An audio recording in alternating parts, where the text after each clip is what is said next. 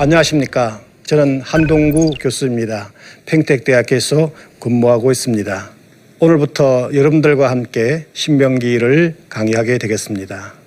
신명기는 다른 어떤 구약 성서보다도 신앙의 원칙과 규범이 많이 담겨져 있습니다. 따라서 제 강의의 주안점은 신앙의 원칙과 규범을 다시 한번 재조명하는 데 초점을 두도록 하겠습니다. 오늘의 포인트를 잠깐 생각해 보려고 합니다. 신명기를 어떻게 바르게 읽을 수 있을 것인가. 신명기에는 뿐만 아니라 구약 성서의 많은 텍스트들은 거의 대부분의 텍스트들은 역사로 구성되어 있습니다. 그런데 이 역사를 어떻게 이해할 것인가가 중요한 것입니다. 신명기는 구약 성서의 중심이라고 합니다. 그 이유를 살펴보려고 합니다. 두 번째로는 신명기의 문학적인 특징 가운데 책 이름, 내용과 구조와 같은 간략한 개론적인 정보를 살펴보려고 합니다. 그리고 훈계적인 문체, 율법과 복음의 결합, 시청자로서의 민족, 이런 문학적인 특징이 지니고 있는 신학적인 함의를 살펴보려고 합니다. 구약 성경은 거의 대부분이 역사로 기록되어 있습니다. 그런데 이 역사라는 것은 하나님께서 과거 이스라엘 백성들에게 개입하여 그들에게 구원의 사건을 일으킨 사건들을 기록한 것들입니다. 그런데 우리가 접하는 이 성경책에는 굉장히 재미있는 얘기가 아니라 압축되어져 있는 작은 얘기들을 접하게 되는 것입니다. 구약 성경을 이해하기 위해서는 이 문자들로부터 실제 있었던 구원의 사건을 다시 되살려내야만 하는 것입니다. 예를 들면 우리가 고고학에서 조그마한 도자기 하나를 발굴하는 경우가 있습니다. 그러는 학자들은 이 도자기를 가지고 도자기의 형태가 어떻게 생겼나, 모양새는 어떻게 생겼느냐, 언제 이 도자기들이 만들어졌느냐, 이런 것들을 요 조그마한 도자기를 가지고 재구성해내듯이 우리는 지금 현재 우리가 읽은 이 작은 이야기들 속에서 하나님의 구원의 사건을 다시 되살려내어야만이 그 성서의 의미가 되살아나는 것입니다. 신명기를 이끌어서 구약 성서의 중심이다, 이렇게 말하는 학자들이 이전부터 꽤 많았습니다. 그런 분들의 얘기를 주제별로 모아보면 먼저 언약 신학적 관점에서, 두 번째로는 법전의 관점에서, 세 번째로는 구약에서 신명기가 위치하는 책의 위치의 관점에서 살펴보려고 합니다. 언약 신학을 주장하시는 분들이 구약 신학의 중심은 언약 신학이다. 그리고 신명기에는 굉장히 많은 언약 신학의 정보를 제공해 주니 신명기야말로 구약 성서의 중심이다, 이렇게 말씀하는 분이 있습니다. 두 번째로는 법전의 관점인데 신명기에는 굉장히 많은 율법을 담고 있습니다. 그런데 그 이전의 많은 율법들이 신명기 안에서 종합되고 있고, 그리고 그 이후에 나오는 또 많은 율법들이 신명기로부터 출발하니까, 그러니까 신명기는 구약 성서의 중심이다, 이렇게 말할 수 있습니다. 그리고 세 번째로는 랍비 전통에 따르면은 이 오경을 토라라고 부르고, 그리고 이것은 계시의 등급상으로 최상급입니다.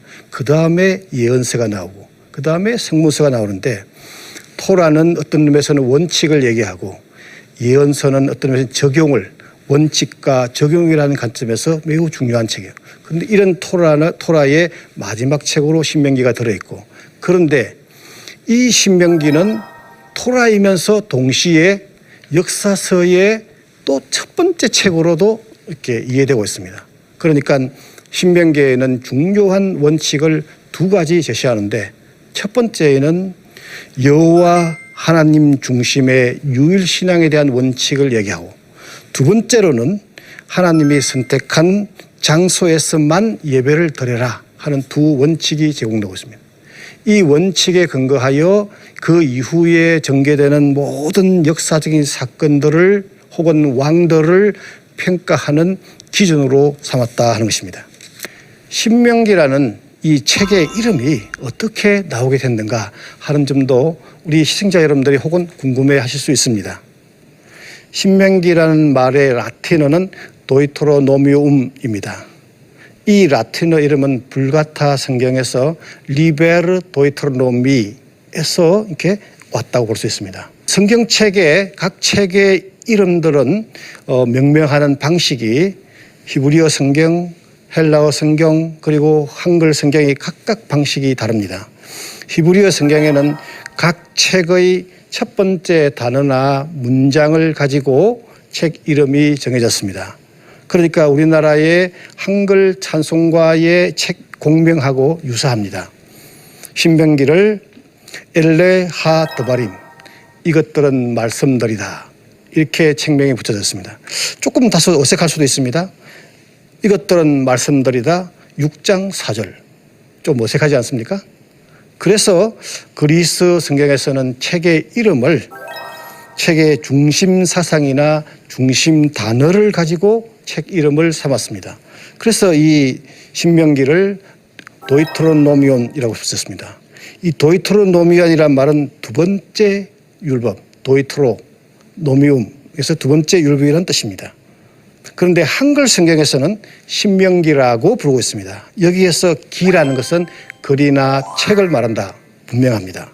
또 명자도 명령이나 법률, 율법을 말한다. 그런데 이 신자가 조금 어려운 것입니다. 사람들이 통상적으로 신명기의 신자는 하나님 신자를 쓰는 것이다 생각하는데 사실은 그렇지 않습니다. 이 신자는 관청에서 법률적 정보를 백성들에게 널리 반포할 때 사용하는 단어인 것입니다. 그러니까 신명기는 명령이나 법률을 널리 알려 훈계하는 책이다, 이렇게 볼 수 있습니다.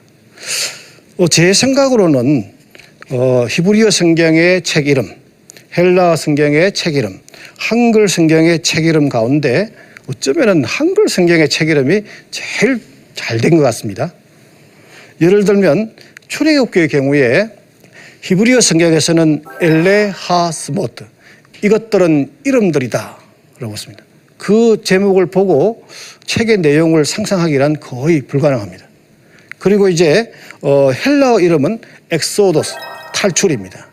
그런데 한글 성경에서는 출애굽기 해서 이 짧은 네 글자 안에 책의 내용을 다 포함하고 있습니다. 기, 책이고, 애굽에서 나왔다는 거예요.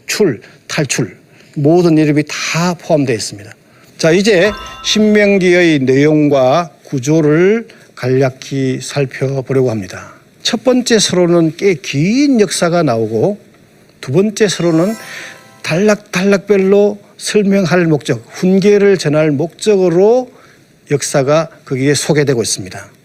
그리고 가운데에는 율법책이 나오고, 그리고 부록이 끝에 축복과 저주가 두 번 반복하여 부록으로 율법이 연결되어 있고, 그리고 마지막 부분에 또 두 단락은 모세의 마지막 훈계, 그리고 모세의 마지막 행정들이 나오는데, 역사가 율법을 다 감싸고 있다는 차원에서 보면 이 신명기는 신앙의 원칙과 규범을 전해주는 가장 중요한 책이다, 이렇게 볼 수가 있습니다. 그리고 또 이 율법 부분에서도 여기 보면 종교적인 계명, 국가의 직무의 규정, 공동체의 규율, 개인의 규율, 이런 순으로 아주 체계적으로 잘 이렇게 정리되어 있습니다. 그래서 신앙의 원칙과 규범을 전하는 매우 중요한 책이다, 이렇게 볼 수 있습니다.